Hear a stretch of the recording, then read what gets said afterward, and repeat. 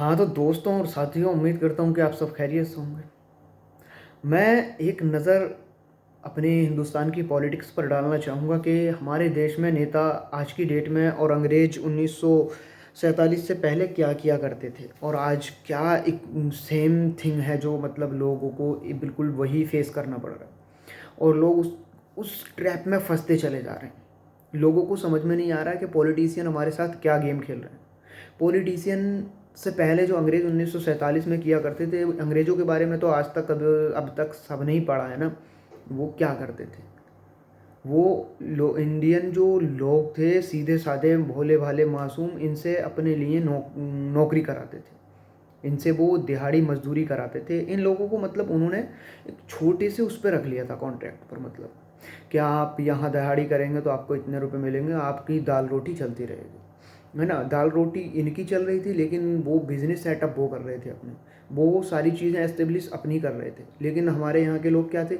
वो हमारे यहाँ के लोग मजदूरी में दिन भर रोटी रोटी कपड़ा मकान, उन्हें जो मिल जाता था वो उसमें खुश हो जाते थे। लेकिन उन लोगों का रोटी कपड़ा मकान को छोड़ो, उन्होंने ऐसे ऐसे सेक्टर पर कब्जा कर लिया था ना, बिजनेस माइंड बना के। क्या लोगों को फिर उन्होंने फाइनली गुलाम बना लिया था, है ना।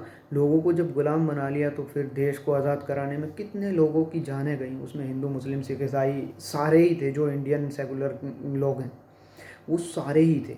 उसके बाद हुआ ऐसा कि अब जैसे हमारे इंडियन सरकार, हमारी लोकतांत्रिक सरकारें आई, फिर इन्होंने लोगों को अपने कब्जे में करना स्टार्ट कर दिया भाई, है ना। 70 साल से जैसे चला आ रहा था, चलो ठीक है, मतलब एक तरीका था। उसके बाद 70 साल से कांग्रेस जब राज करती चली आ रही है, कोई नहीं, एक एक एक एक आइडियोलॉजी पे काम कर रही है ना वो भी। जब दूसरी पार्टी आएगी तो वो दूसरी आइडियोलॉजी पे काम करेगी। लेकिन इनकी आइडियोलॉजी तो जनता के फेवर में होनी चाहिए ना, ना कि जनता को लड़ाने के फेवर में, जैसे अंग्रेज किया करते थे।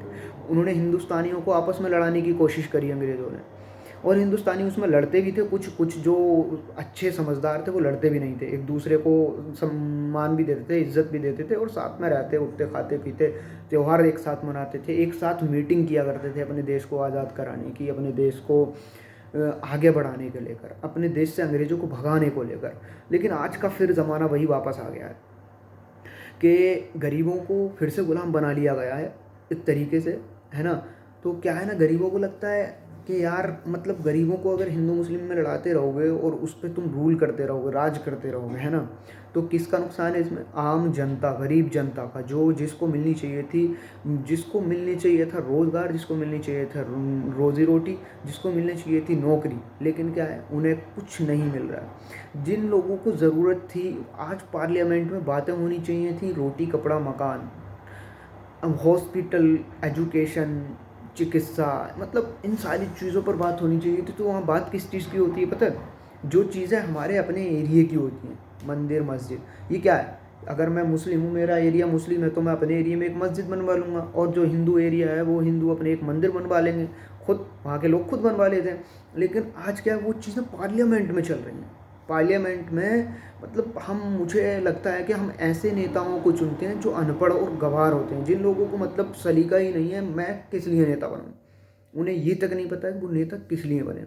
हाँ, उन्हें ये पता है कि मैं करप्शन के लिए बना हूँ, मुझे पैसा कमाना है, मुझे अपनी औलाद को आगे बढ़ाना है। लेकिन तुम्हारी औलादों को क्या है, वो खड्डे में डाले चले जा रहे हैं। इस चीज़ को समझना होगा लोगों को, तब जाके इस ट्रैप से बाहर निकलेंगे। वरना इस ट्रैप में जिस तरीके से हिंदुस्तानी, हमारी आम जनता फंसी हुई है, उसको निकलने को कोई पर्पज़ ही नहीं है। वो समझ ही नहीं पाते, वो नेताओं की टुच्ची टुच्ची बातों में फंस जाते हैं। एक ट्रैप बना लिया है नेताओं ने, जिसमें तुम्हें फंसा लिया गया है। तुम्हें देश के विकास की बात नहीं करते, वो सिर्फ मंदिर मस्जिद पर बात करके तुम्हें लड़ाकर अपने अपने उल्लू सीधा कर रहे हैं। उनकी औलादों को देखो तुम, उनकी औलादें यूएसए में हैं, दुबई में है, बड़ी बड़े शहर, बड़ी बड़ी सिटी में है, जहाँ पर महंगाई है, जहाँ पर कारोबार है, जहाँ पर बिजनेस है। तुम्हारे बच्चों का क्या है फ्यूचर? अपने बच्चों के फ्यूचर के बारे में बात करो ना। उनके बच्चे तो सेट हो चुके हैं। आप किसी भी बड़े पद ओहदे को उठाकर देख लीजिए, इंडिया के बड़े बड़े ओहदों पर बैठे हैं। लेकिन तुम्हारे बच्चे क्या? वो मंदिर मस्जिद ढूंढ रहे हैं आज भी। तुम्हारे बच्चे क्या? किसी मुस्लिम नेता को तड़प सताया जा रहा है तो उस पर खुश हो रहे हैं, और उनके बच्चे मज़ा मार रहे हैं। खुश हो तुम? रोटी रोजी रोटी रोजी और बेरोजगार कौन हो रहा है? आपके बच्चे ने। ज़रा सोचिए इस बात को, आपको किस ट्रैप में फंसाया जा रहा है। आप रात दिन मंदिर मस्जिद, मंदिर मस्जिद, मंदिर मस्जिद, हिंदू मुस्लिम, बस इसी ट्रैप में फंसे हुए हैं अभी तक। आप उससे निकल ही नहीं रहे हैं, आप कमाने की नहीं सोच रहे, आप रोज़गार की तलाश में नहीं जा रहे हैं कहीं, क्योंकि आपको तो फंसा दिया गया है ना। मंदिर बनाएंगे, पहले पहले यहाँ मस्जिद बनाएंगे, और वो मंदिर मंदिर ढूंढ रहे हैं, नहीं मस्जिद का तो कॉन्सेप्ट छोड़ दीजिए, मंदिर ढूंढ रहे हैं हर मस्जिद के नीचे। कहीं कुआं है तो उसमें, अरे भाई। और सबसे बड़ी बात और बताऊँ मैं, देखो तुम्हारी मूर्तियों का क्या कॉन्सेप्ट है। अगर आप जब त्यौहार मना लेते हैं तो विसर्जन करने जाते हैं ना कहीं, तो कुएं में कर देते हो विसर्जन, या फिर उसमें कर देते हो नदी में ले जाकर।